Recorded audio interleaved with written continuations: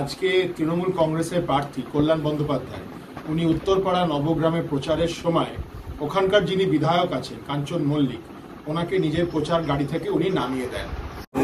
আমার ইলেকশন করতে হবে, আমার ইলেকশনটা দরকার। আগে তো গ্রামের থেকে এতগুলো লোক যাবে তোমার বাড়িতে যাবো আমি বাইরে সদস্য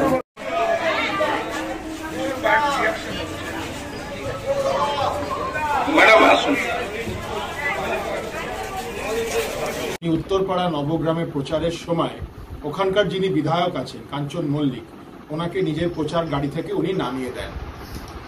এটা বারংবার আমরা দেখতে পাচ্ছি যে উনি তৃণমূল কার্যকর্তাদের সাথে কি ব্যবহার করছেন। গৃহযুদ্ধ, গোষ্ঠীদ্বন্দ্ব, কল্যাণ বন্দ্যোপাধ্যায়ের পোস্টার তৃণমূলের লোকই ছিঁড়ে দিচ্ছে, তৃণমূলের নেত্রীর দাবি করছে। এটা উত্তরপাড়া, এটা সংবাদ মাধ্যমেই এসছে।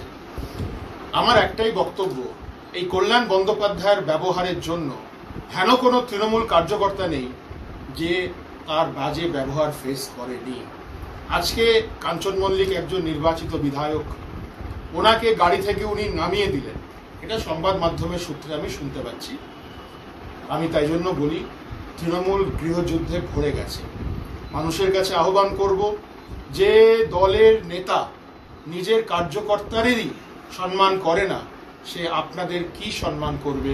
সে আপনাদের আবেগকে কি সম্মান করবে? সে আপনাদের ভোটকে কি সম্মান করবে? সে আপনাদের জন্য কি কাজ করবে? আগামী দিন তার উপরে ভরসা রাখুন। নরেন্দ্র মোদী যিনি বলেন তিনি প্রধানমন্ত্রী না, তিনি প্রধান সেবক। মানুষের সেবাই হচ্ছে আমাদের পরম ধর্ম, মানুষের সেবাই হচ্ছে আমাদের পরম সভ্যতা।